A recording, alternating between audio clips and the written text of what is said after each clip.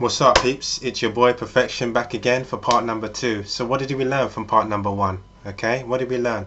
We learned that there are or may be exceptions to the rules, okay, for men and women. There may be a reason why men walk away from their children, or not even walk away. Sometimes they can be pushed away, they can be kicked away, okay? They don't just walk away, they don't just suddenly turn their back and walk away. Although there are some kind of narcissistic fathers that are like that, like, you know, if I can't be with you, then, you know, I don't give a damn about my own kids, you know, that kind of mentality and all of that. There are, but I'm talking about, you know, we're talking about on the positive side here, or, you know, the exception to the rule. There are men that walk away or are pushed away because the system or the woman refuses to let them be in their child's life, and it's just too much of a struggle, too much drama. So they kind of, you know, the exception to the rule, and it doesn't mean that they're evil or they're wockless, and, you know, and it doesn't mean that women are perfect and every man that walks away is weak or whatever. That's not the real world. There's decent fathers out there that are trying to get custody of their own kids, and the system just won't let them, and all kinds of things that's going on. And then there's the female exception to the rule as well, that there are women out there that you know, they are literally the most naivest women, the most kindest, naivest women you will ever meet in your life. And, you know, they just keep meeting the wrong guys. They're just attracted to guys that just do them over. You know, for some reason, I think maybe they've had such a bad childhood where, you know, certain things might have happened to them or this or that, that it's only when real men come along, they get scared by it. That they're basically running away from what they need. Basically, when real men come into the picture and there's a little bit of drama, they say, no, I don't want that, and they get a bit scared and they move it away and all that kind of stuff. And then when someone comes along with superficial charm, they fall for it, because they've been watching too many kind of Disney programs like Beauty and the Beast and all of that, and they think that, you know, that's how life works.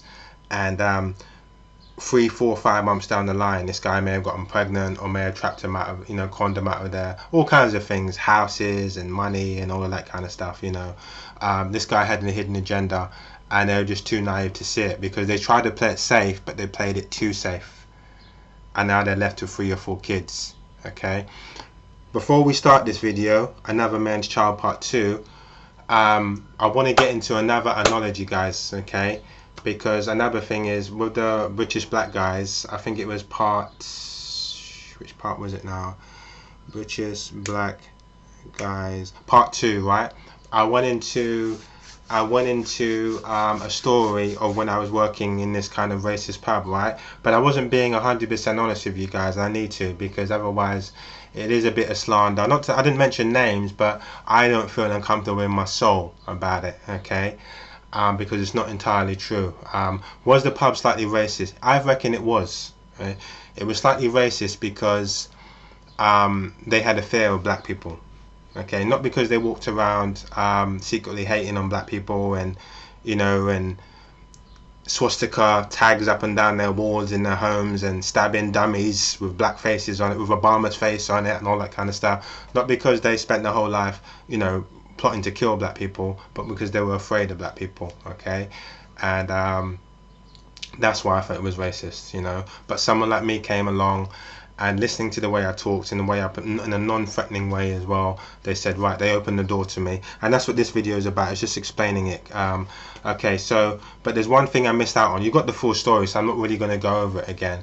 But there's one thing I did miss out on, is that yes, I came along, and they probably said to themselves in the back of their mind, he's like one of us. This guy, that's some Caucasians' favorite kind of saying.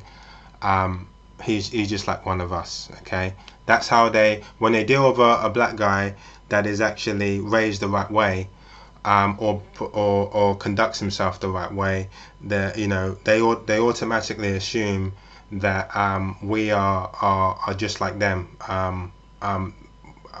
Which must be the perfect race. I'm assuming it must be ignorance on their part, because some of them are ignorant, you know. But it doesn't make them bad people. It doesn't make them bad people. But, and this is what I aim to explain. That's what I aim to explain. But I want to go into a story anyway. Okay. So yes, they did see me as is I was just like them apparently, okay? But they opened the door to me, right? £3.30 an hour, £3.20 an hour, some stupid ass amount of money that I was on. Right, so one day whilst I was working there, this black boy, he must have been about 19, 18, stumbles into the pub. Okay. As he stumbles into the pub, when I say stumbles, because he was obviously quite down, he was quite depressed. He came into the pub and he just kind of, I think at first he sat down on the table. And then, but I kind of demonstrate it so you can understand it. Right, so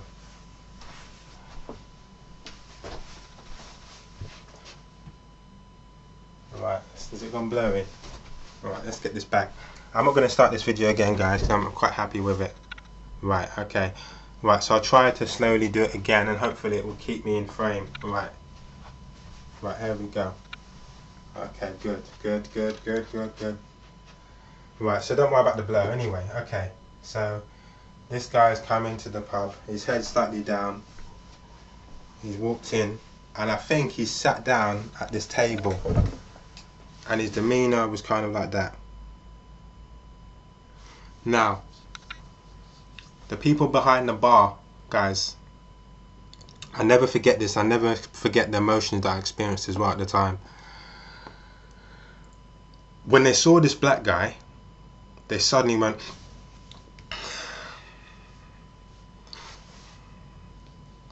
they seen him walking into the pub, and I remember some of them were cleaning because it was like a 1 p.m. in the afternoon, so some of them were cleaning the bar and things like that.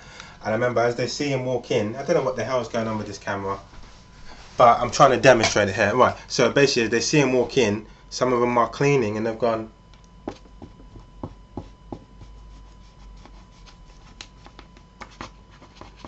and then another one's walked around the bar and they've seen him walk in again and they've gone, and now this one's gone standing there at the bar and they're looking at this guy and they're like that as he's walked into the pub. And then he comes over to the bar and he says, excuse me, can I have a drink please?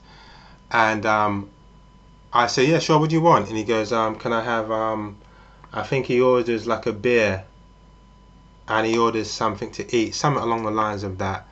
And he takes his beer and he goes and he sits down and he's kind of got his head down and he's obviously something on his mind. And I remember looking around at the people, the same, because remember I'm the only black person in this bar. I'm the only black person there. So I remember looking around at their faces and they're still standing there going, looking at him, both of them looking at him going, as he's finishing his beer. They got so kind of cozy around me, non-threatening guy, that when another black person came in, they suddenly forgot that I was black. Okay, they suddenly forgot that I was black there, and they were peering down. Their eyes were peering down on this guy that was non-threatening. I can promise you, 2000%, he was non-threatening. Their eyes were peering down on this guy, like just get the F out of our pub. It was that piercing kind of look. He, you know, he wasn't like a builder. I reckon if he was a builder, they probably would have looked at him slightly different, but he was kind of like 19, he was in like urban kind of clothes and this and that. So immediately they forgot that I was black and suddenly started looking down on this guy as he's drinking his beer, and it's almost like they might as well have been shaking their head going as he's drinking. And he was quite non-threatening. What it seemed like to me is he'd obviously had a very bad day. Where am I going with all of this? What is the point? Why are you babbling on about this? What is the point of all of this? The point of all of it is that I think with me, I think what I come to realize, because I want you to, we want to look at the picture as a whole here. It's important we look at it as a whole. And as a whole is, even though I said, yeah, it was a racist pub, this or that, the reality of it is there was no one really in the pub that was threatening. They were all quite nice white people, to be honest with you. They were all quite nice people. I can't say they were bad people. I think there was one guy there that was about 18, 19. I think there was another girl there that was about 2021. There was an old woman there that was in about 40 something, in her 40s, and then there was the manager, which was this white woman. That's the same woman that said to me, right, you have to strictly use this pub. She was probably in her early 30s. But they were all genuinely nice people. Okay, it was just kind of like I mentioned in the whole Chinese video, the Corona video. It was the fact that we hate what we don't, we fear what we don't understand. Which brings me into kind of this brings me into the whole what's the title of this video now? Which brings me into this video here about fathering another person's child. I've always said to people that jobs and relationships are precisely the same thing.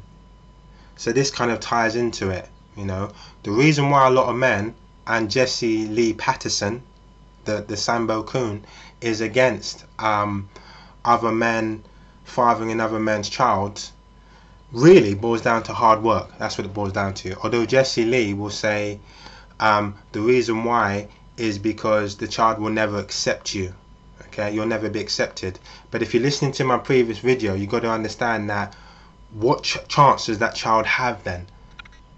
If there's no good father to step up and take the role of the father that's abandoned his two kids, or maybe, let's correct it, maybe hasn't abandoned his two kids for whatever reason. The father's been pushed, kicked out of the picture because of the system, because of the woman. The woman didn't get on with him. It's not every time that a relationship ends that there's two bad people. Good people sometimes just don't get along. Sometimes you can have two of the most nicest people and the relationship just doesn't work. That's just life, unfortunately. But if the father's gone and there's 2-3 kids in the picture, then who's going to help? Especially in the scenarios that I described in the previous video, where it's not really her fault, or it may not even be his fault. But so then what happens to the children? What happens to these kids? According to Jesse Lee Patterson, then the mother has to stand there and deal with it by herself. Okay, but what I've said to you, and what previous other mentors that I've seen on YouTube have said, is that women can't do it by themselves. A woman can't raise a man or a daughter by herself. I mean, you can. Sometimes you get the kind of the best of the bunch that kind of come out well, but generally it's not how things should be. You should have both of your parents there. So then who's going to step up and take that place? Who's going to do that? Step up and be a man. And this is what I'm trying to say to guys, is that it is okay. Now that we know the previous scenarios where we have certain women at 16, 17, that, men that were a lot older than them came along, or maybe it was the same age, for whatever reason they were innocent, they weren't strong enough to kind of, see through certain guys and all that kind of stuff. They weren't sat down with their parents and told about, the birds and the bees and, what to look out for and things like that. They weren't taught about these things. Maybe they weren't even taught about, what's the word, contraceptive. Maybe their mother had them when they were young. All of these things were taught to them. Now they're trapped with kids, but it's not really their fault. So what happens to these women? Do they suddenly get kicked to the curb? Good women? Because when they were young they got trapped? No. So what I'm saying to you guys is that, yes, it is okay. It is okay for you as a man to go with another woman that has children. Okay, it is okay. The only downside to it is, I think the only downside to it is the kind of some children may be kind of those vital years. I always said to people that 1 to 5 years is when children are kind of they develop skills, nurturing, love, all those kind of things are very important. Their foundation skills. Those years there are the years that are really vitally important, that they have a strong foundation, strong support by both parents, or continuity, someone there throughout that whole period of time. And if they haven't had it there, then you might get children with issues and this and that, and when another man comes along and tries to help them, he's then presented with a lot of problems. The children may be awkward, they may be aggressive towards him, all kinds of things that you may have to go through and experience. Depending on the children, some of them, all kinds of things. But what I'm going to do is I'm going to get into the next video. I'm just going to sum it up for you guys. Thank you for staying with me for number 2. I know it's slightly boring or this or that, but for guys that are thinking, you know, should I date another woman that already has children? Just hear me, bear with me, please. Bear with me. You've stayed this long. Anyway, I'll see you around for number 3. Peace.